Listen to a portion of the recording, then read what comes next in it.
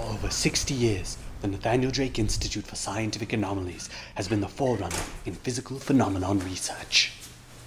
Now, as many people know, my grandfather was one of the world's last great adventurers.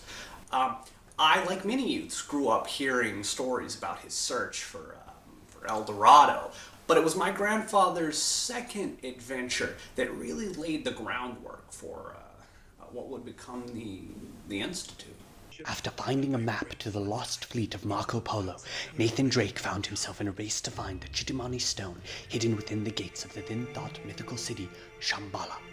Joined by new friends and old, and beset by constant betrayals, Drake raced from Turkey to Borneo to the top of the Himalayas to thwart the evil aspirations of Serbian war criminal Zoran Lazarevic. It was over the course of his world-spanning journey that my grandfather first noticed what would become his three great scientific breakthroughs. In his first adventure, my grandfather was amazed that despite common sense, it took no less than seven bullets from an AK-47 to kill a shirtless man. Then in his second adventure, he found that when facing heavily armored enemies, the same phenomenon applied to him. He actually discovered that the less body armor someone wears, the less damage bullets do. Today we call it inverse ballistic impact theory. Now this in turn led directly to the discovery of the lead saturation point. You see, no matter where a person is shot, as long as it's below the neck, they will always die after the same amount of bullets enter the body. 5 shots to the leg is the same as, say, 5 to the heart. After years of study, we found that the human body can only take so much lead before it just simply shuts down. But perhaps his greatest discovery was the principle of neural stun. Despite what you may see in movies, being shot causes absolutely no pain, and any actual physical damage is automatically bypassed as the nerves reroute themselves. Within a second of being shot, the human body will run at 100% of what it was running at before the shooting. He discovered that in a firefight in bombed out Nepal. Amazing.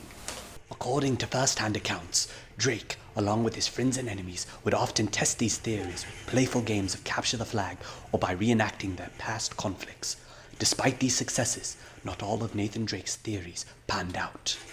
For years, the Institute chased a wild goose of a theory. My grandfather said that no matter where he went while adventuring, everything was more vibrant, more colorful than the normal world. Sadly, there's just no scientific proof of any actual change in the world.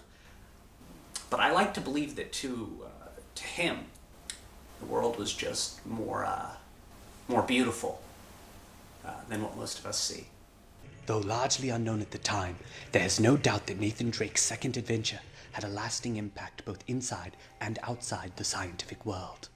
Can you imagine what it must have been like traveling the world in search of lost treasure and scientific knowledge, and then returning home with nothing but a notebook filled with what, at the time, must have seemed to be ridiculous observations?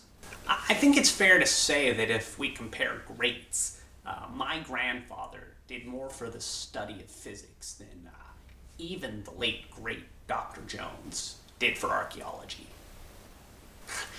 I'd give anything to be able to go back and be in his shoes.